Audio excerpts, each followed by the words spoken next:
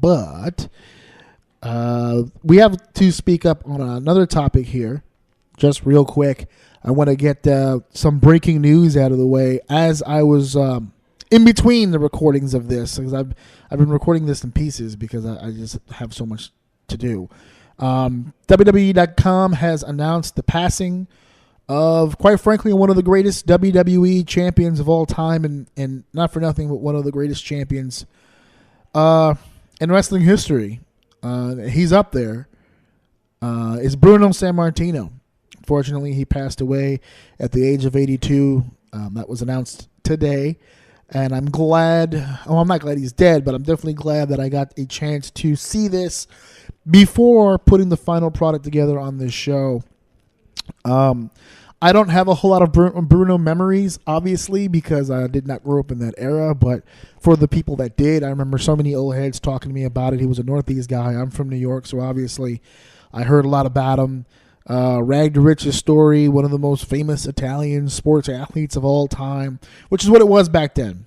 You know, this wasn't pro wrestling, the believe the hype type deal. It was a sport back then, and he was one of their greatest attractions, especially here in the New York area. He became a WWE superstar and won the WWF Championship in just 48 seconds. You know, beating the Nature Boy, Buddy Rogers, for the WWE title at Madison Square Garden. That guy made Madison Square Garden his bitch. I don't know if the Garden is still regarded as the Mecca, if it's still regarded as the world's most famous arena. I don't know. It's kind of fallen off a bit. Even here in New York, it's kind of fallen off a bit. I know I spend hardly any time there anymore.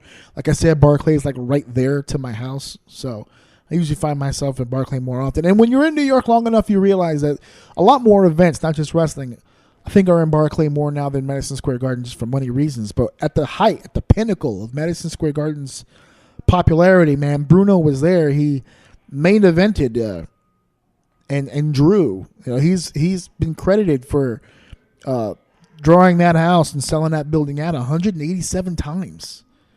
187 times. That will never be touched, I promise you. Neither will his championship run. He spent 8 years. 8 years as the WWE champion. CM Punk gets touted a lot for 434 days, and I think it's impressive because of the era in which he did it. But you talk about a top 10 list, top 10 WWE champions of all time.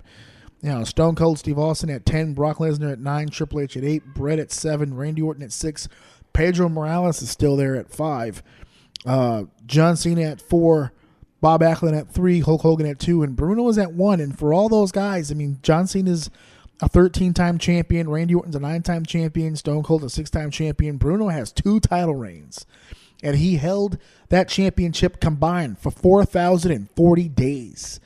Second place is 2,185 with Hulk Hogan, and he did that in 6 reigns.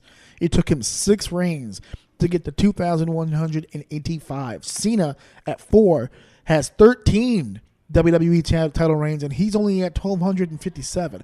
That's how impressive that run was. And I know what you're saying, well, it was a different time, it was a different era. You didn't defend the championship as much as you defend it now, which is true, which is fine. That's cool. But can you imagine how hard it has to be to keep someone's attention for 8 consecutive straight years? Even as a side attraction, it's impressive. I mean, 8 years, 187 times. You sold the Garden out. That's not a mistake. That's greatness, and he was great. And I hate to sum up the amount of a man just basically solely on his job, but he was a great professional wrestler. My early memories of him, believe it or not, are actually negative ones. I was not a really big Bruno guy when I was a kid because he hated the Attitude Era with a fucking passion. He was very vocal about that. He wasn't big on the Attitude Era. And so those were my initial memories of him. But as I got older and as time went on and I got to see the man that he was and the worker that he was and the way he took care of his family and friends and even down to his proteges, non-WWE championship related, one of the most infamous matches he's ever had was the teacher versus protege matchup at, I was going to say Citi Field, Jesus Christ. The old Shea Stadium. the piss bucket, as we used to call it back in the day. But I think in the 70s, it was a little better condition when Bruno Sammartino fought Larry Zbyszko. So he was a great champion, and he paved the way for a lot of people. And you can look at him and say, just another white man as champion. But at that time period, being an Italian or being an Irishman, or it was almost equal to being a black guy or an Asian guy or a Hispanic guy. You know, that's why when you have that racism conversation like we had earlier here, I mean, what are we talking about really? You know, every color has seen it at some point, and when it was the Italians' turn, they had a hero to look at, and his name was Bruno Sammartino. So rest in peace, my good brother.